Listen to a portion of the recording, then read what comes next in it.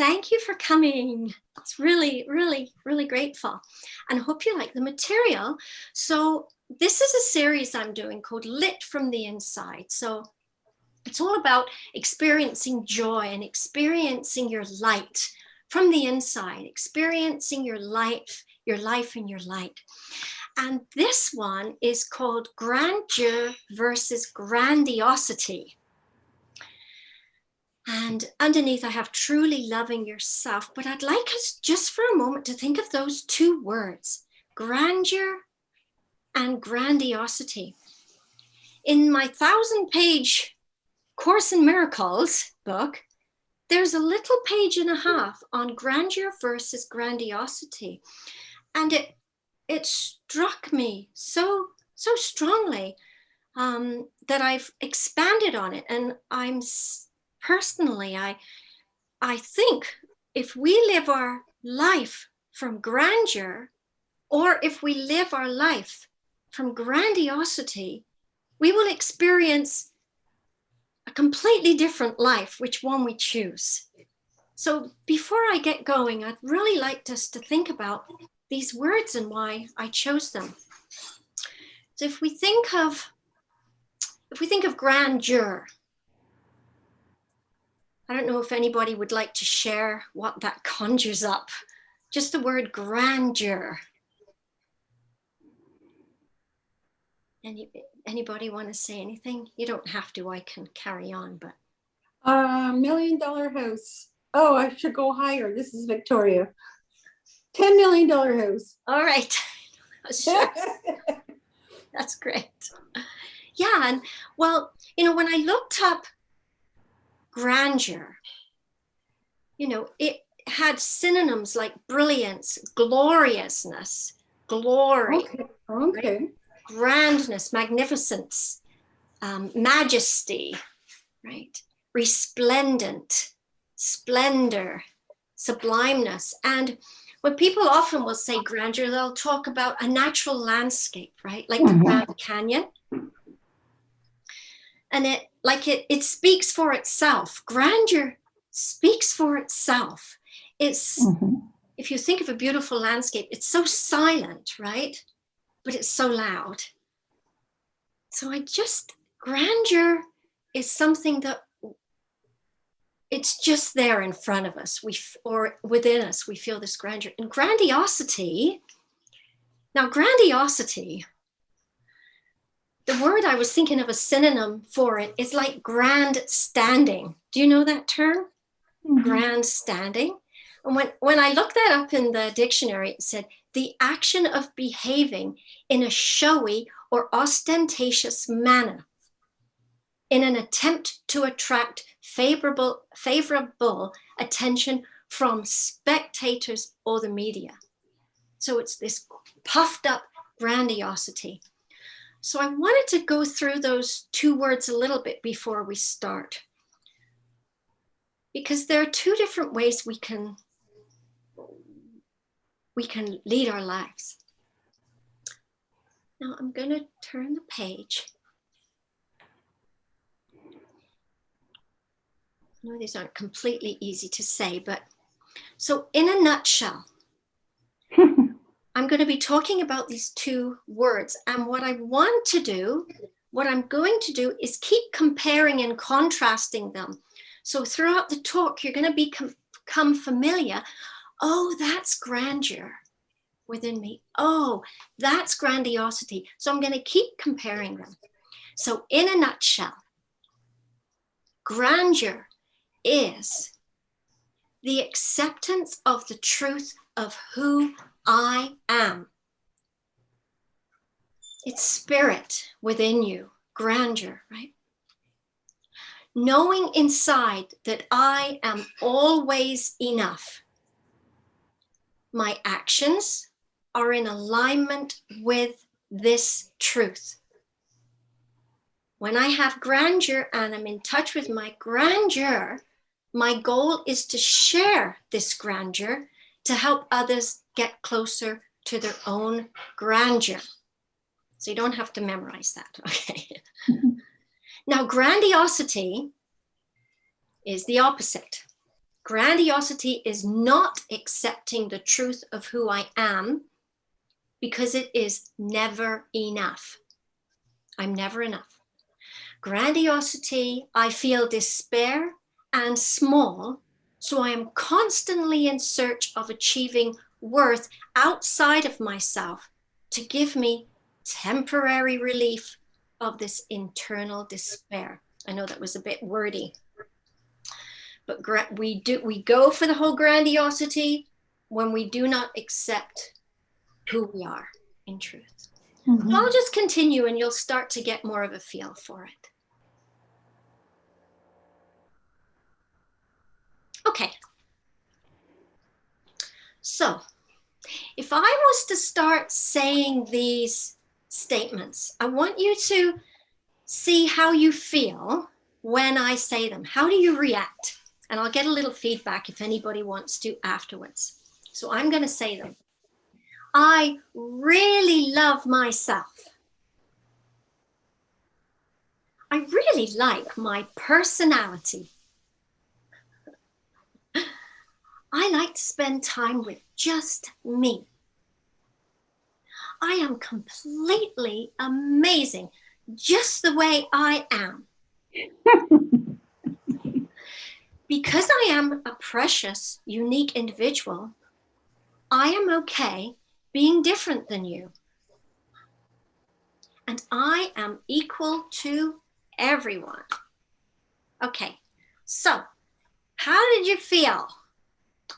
Anybody, when I was spitting that out, when I was saying that, how did you react? Anybody want to share? Hi, Donna. Okay. All of that made me feel really nervous, except the last one. That one I'm okay with. Yeah. Okay, thank you. I don't think I believe the others. Okay. Interesting, right? Okay, good. Anybody else?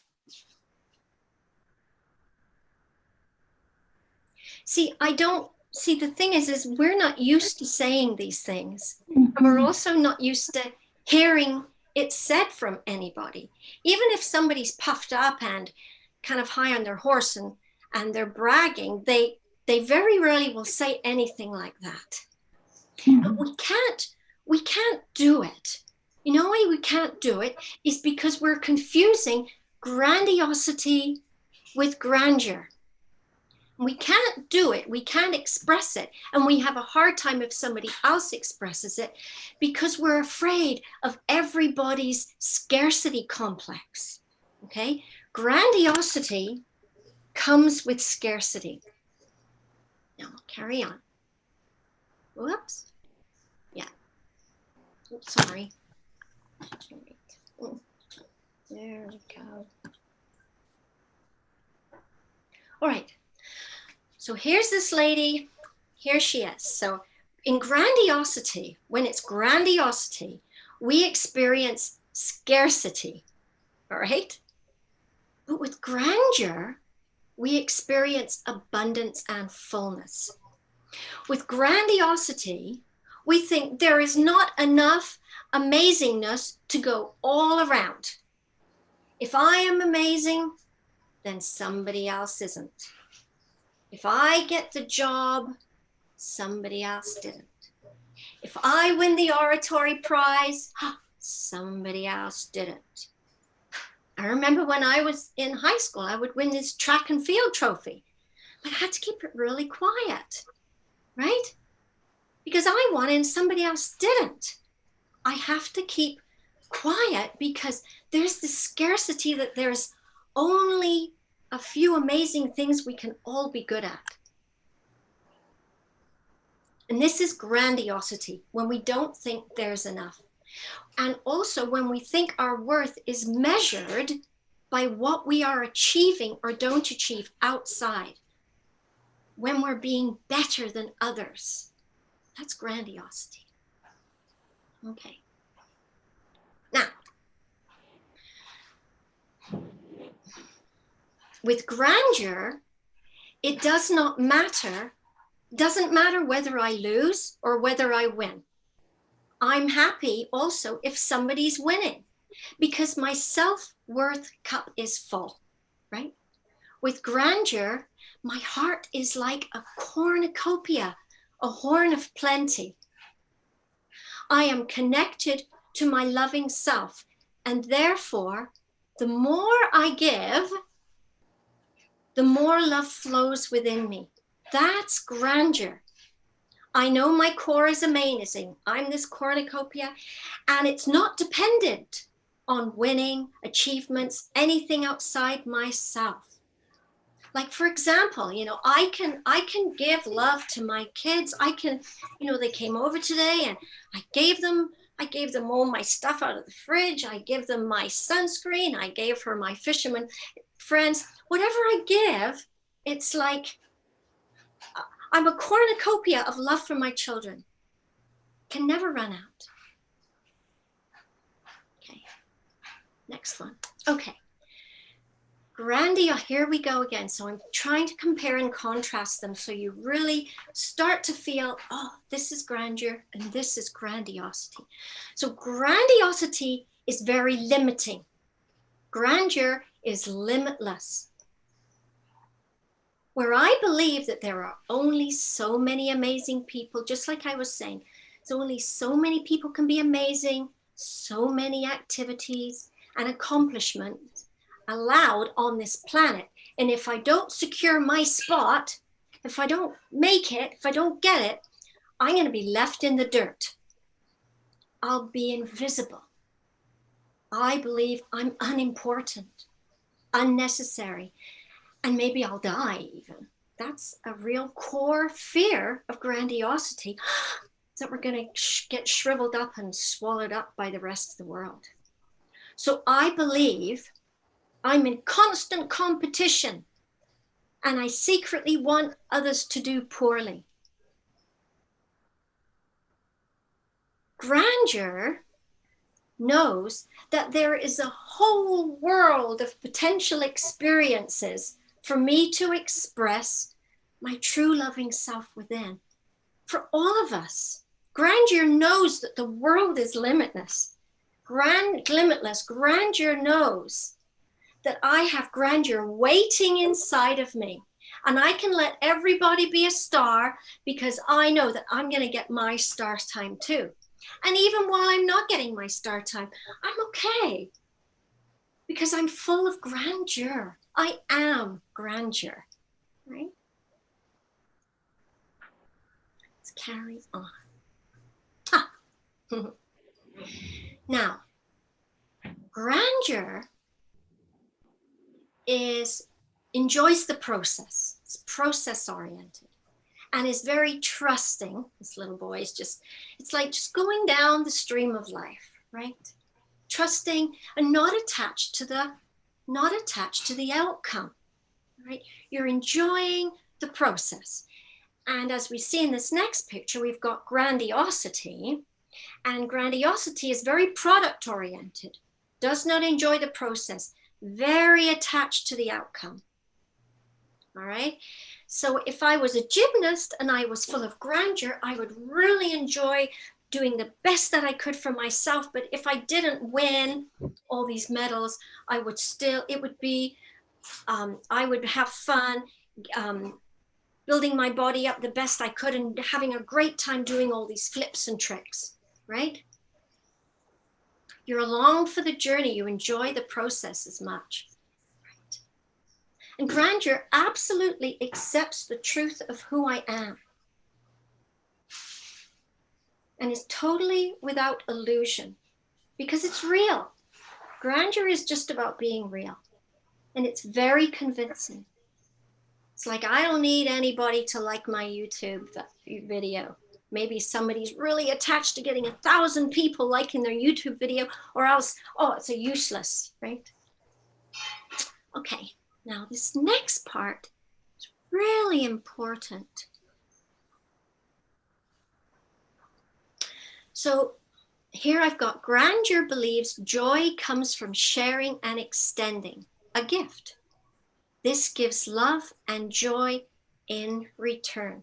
So a very important difference between grandiosity and grandeur is that grandeur is about extending and sharing love, right?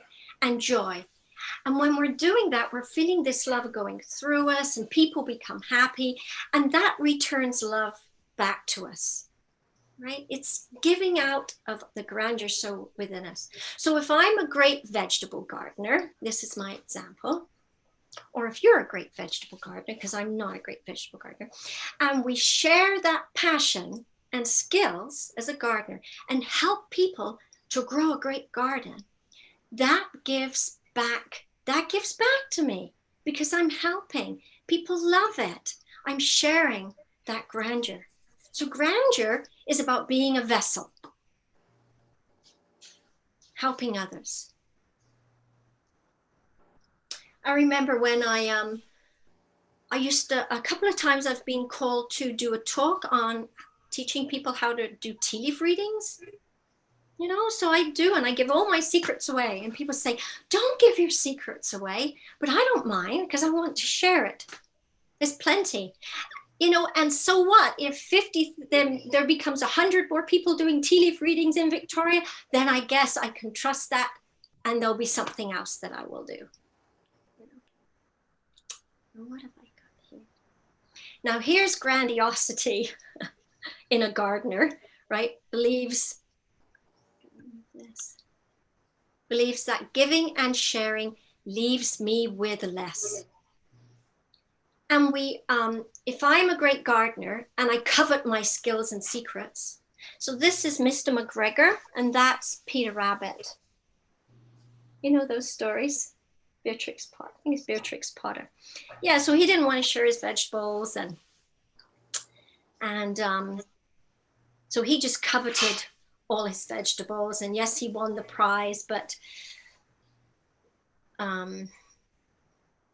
if you don't get to share, you're left empty and you get paranoid. I don't want to share my tea leaf reading. I don't want anybody to know my secrets, right? So I become paranoid and I become separated from others. And it drains me trying to keep this up. Because grandiosity is about me and my little sorry ego. And it remains suspicious and competitive.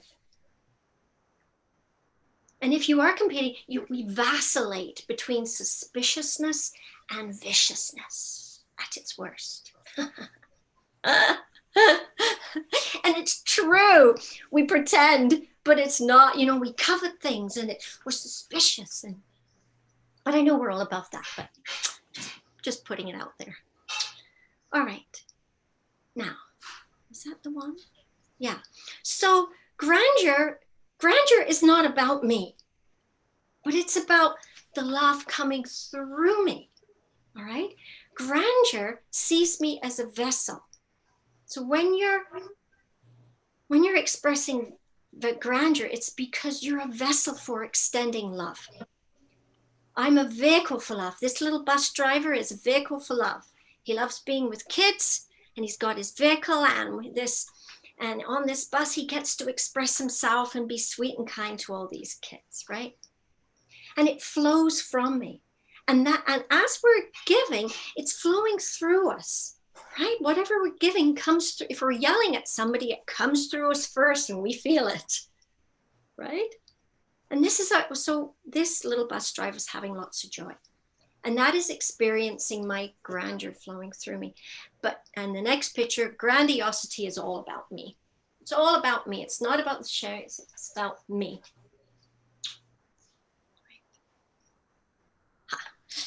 Okay. Now this is another really lovely point. I don't know if anybody's seen that movie, Pele.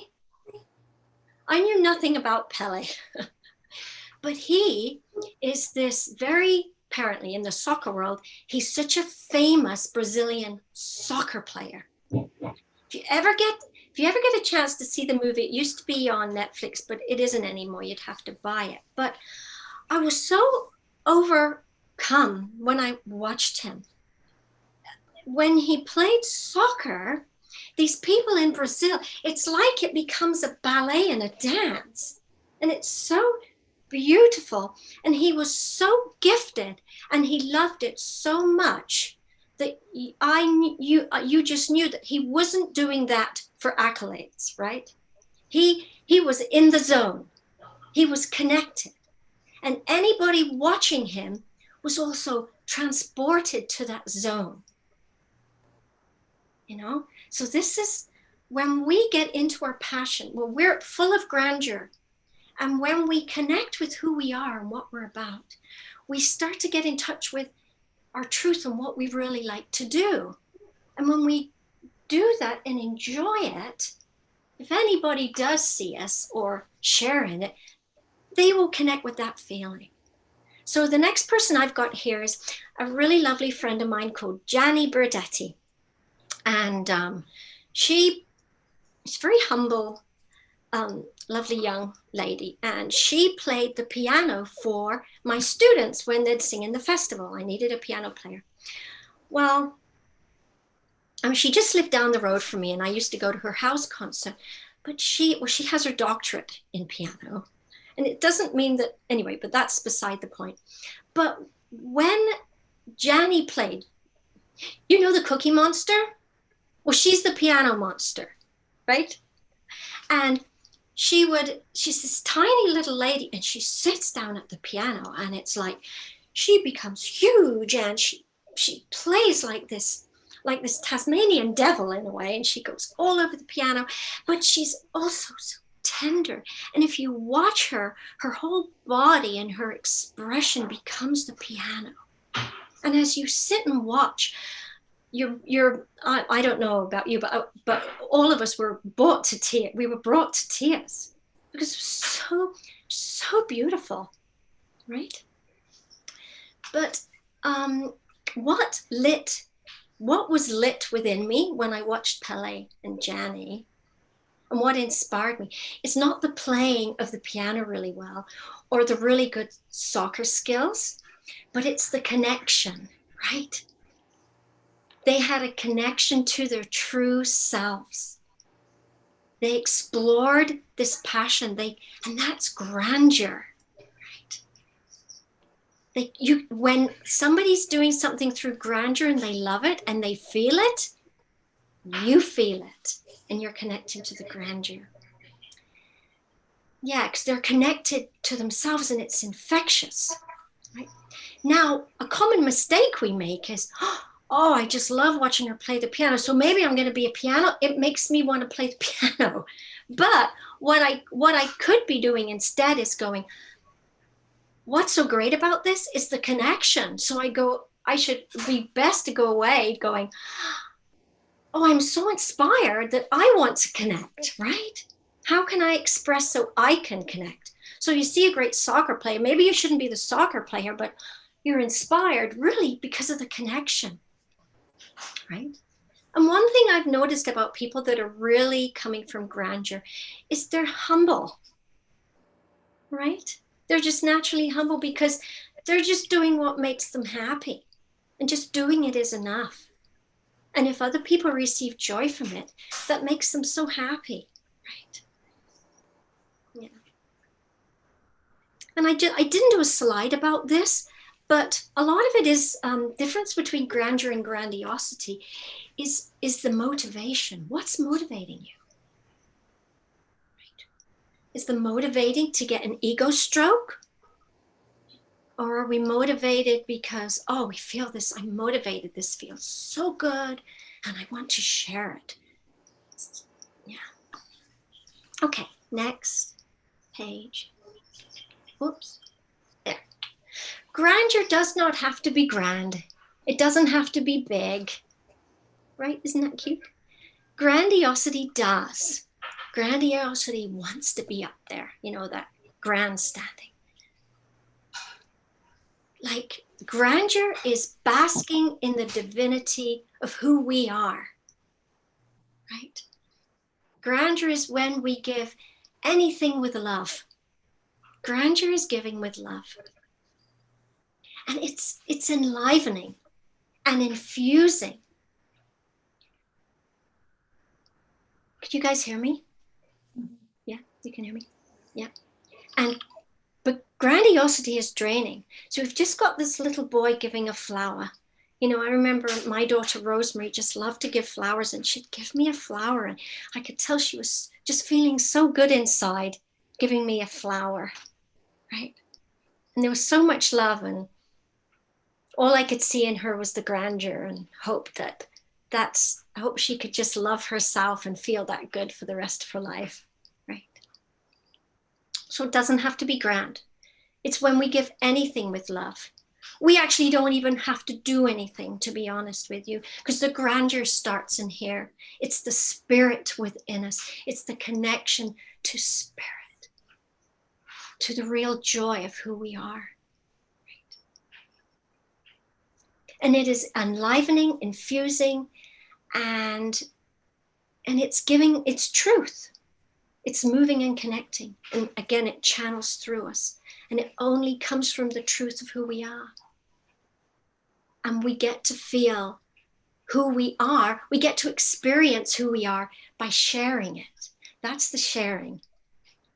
Is we get to, oh, if I give this and I express this, we get to feel who we are. We get to feel life. Next one. And grandeur, because it's the truth, it establishes my freedom. It establishes your freedom. Grandeur will never deceive me. It's the source of truth. And there's lack of attachment and investment. And I'm not trying to be anything other than what I am. That's grandeur. I'm not trying to be anything other than what I am. But grandiosity will imprison me with deception. Illusions do deceive me. Grandiosity believes that underneath, I believe that I'm little. And so I constantly have to keep proving myself worthy by achieving more when the glory disappears from the last temporary achievement. So it's temporary. As soon as I win something, I'll have to try and go on with the next one. Grandeur is forever. Self-inflation is the only gift of the ego. It's a cheap cover for despair. I think we've only got 2 more slides. So grandeur gives me strength. It gives me strength in being vulnerable. Oops, did it share? No. Sorry, grandeur gives me strength in being very vulnerable, because I have nothing to lose when I'm myself. I can be vulnerable because it's who I am, and I'm okay with that. The truth sets you free. The truth sets all of us free, and I'm simply being me. And this turns vulnerability into invulnerability, right? You be vulnerable, but it makes you, in the end, invulnerable. And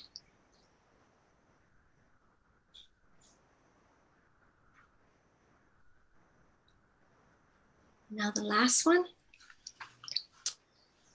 So I've tried to explain the difference between grandeur and grandiosity.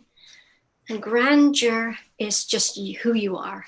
It's you in spirit. It's accepting your expression and your experience on this earth. And all we have to do is be thankful for the essence of who we are. I just have to be grateful for the gift of my life and the essence, like of that liquid gold within my heart, that's me.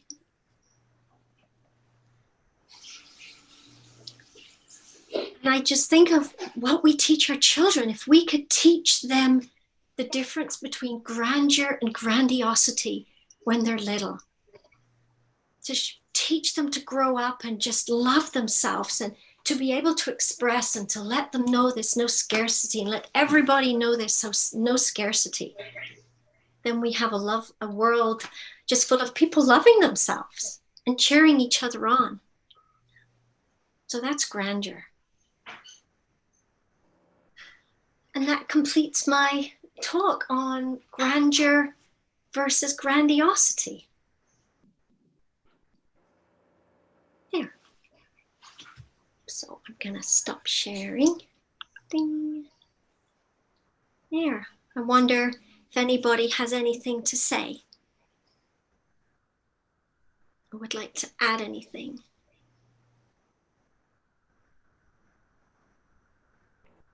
So chat. Good points. Good points. Okay, and also just a reminder that because I'm doing this through the center, and they're so graciously letting me use this platform, that if anybody would like to make a donation, just $5 or $10 or something, you could just go onto the church website if you like. You know, yeah. And yeah, Carrie wrote, yeah, grandeur is service to God and grandiosity is the ego. Yeah, but it's not really, even if that's, you know, so obvious, I think it's so nice to have lots of examples about how we do it and how we use it. And that all of you were filled with grandeur. Yeah. Okay, well, thank you for coming.